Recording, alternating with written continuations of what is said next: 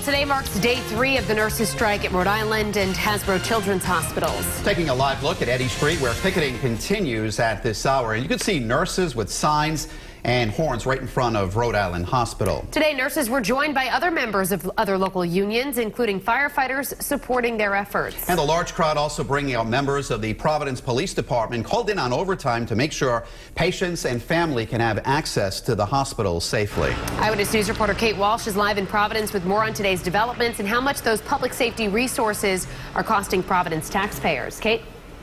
There have been hundreds of nurses and their supporters, and now a band playing songs related to the strike outside on Eddy Street. These nurses have been on strike here since 3 p.m. on Monday, and all around us there are police officers making sure everyone stays safe. From sunup to sundown, and even in torrential rain, hundreds of union nurses, techs, and their supporters picketed up and down Eddy Street in front of Rhode Island Hospital and Hasbro Children's Hospital. Day 3 of their strike, unable to reach a contract agreement with Lifespan over pay, resources, and staffing.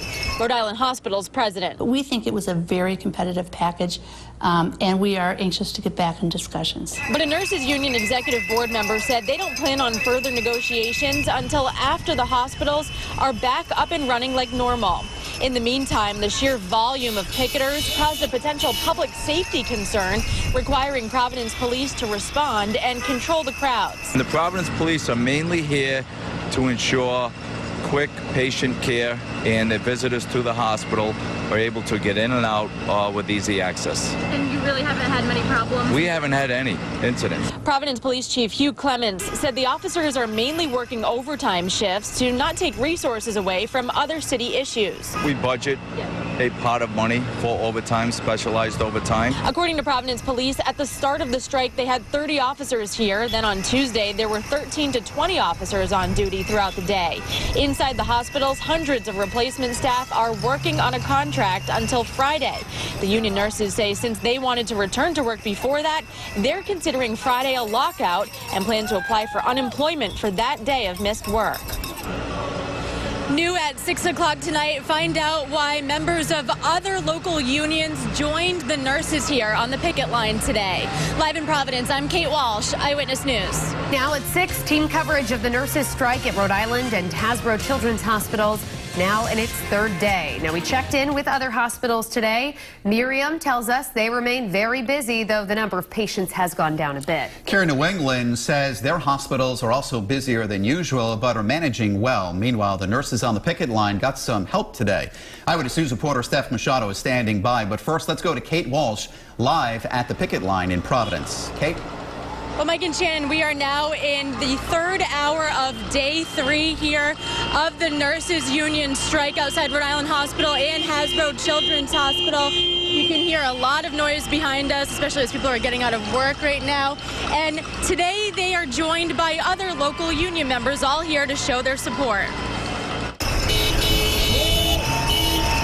Honking, chanting, cheering, cowbells ringing, all adding to the usual sound of sirens outside Rhode Island Hospital as union nurses entered day 3 of their strike.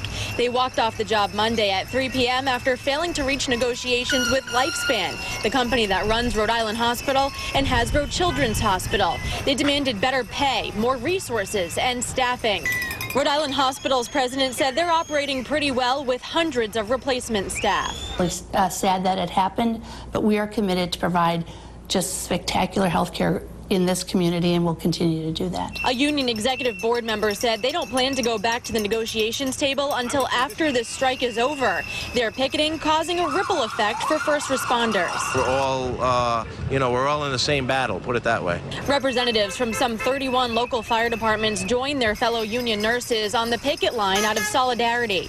That included Rhode Island State Association of Firefighters President Joseph Andrioli. What we do can only be totally completed once we get them to qualified, professional, unionized nurses who do such an amazing job inside this hospital.